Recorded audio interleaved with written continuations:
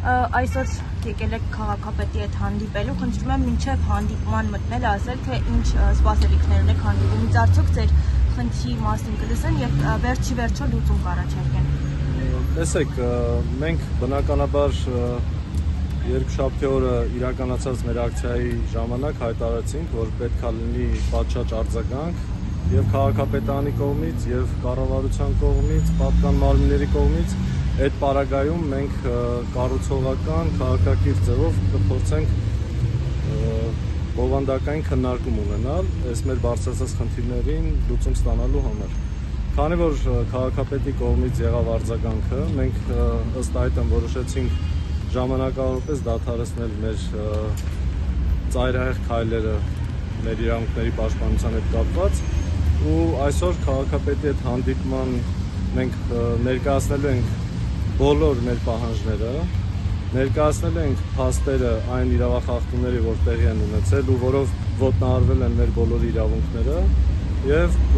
սպասումներ ունենք, որ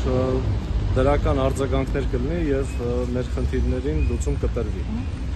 Հանդիպումից հետո մենք կտեղեկացնենք բնականաբար լրատվամիջոցներին հանդիպման արդյունքների վերաբերյալ եւ ինչ պայմանավորվածություններ են ձեռք բերել։ Եթե ձեր ուզած պատասխանը չստանաք, փակելու եք կամուրջ, ինչպես նշում էիք։ Տեսեք, եթե մեր օրինական պահանջներին հստակ լուծումներ չտրվեց, մեր բողոքի ակցիաները, այդ թվում ճանապարհները փակելու միջոցով շարունակվելու են ավելի լայն թափով ու մենք նաև նախատեսում ենք մեր այս շարժմանը միացնել նաև այլ կառուցապատողների կողմից տուժած համակարգացիներին։ Այո, ահազանգեր արդեն կան, կոնտակտներ արդեն կան, մարդիկ շատ մեծ ոգևորությամբ արձագանքել են։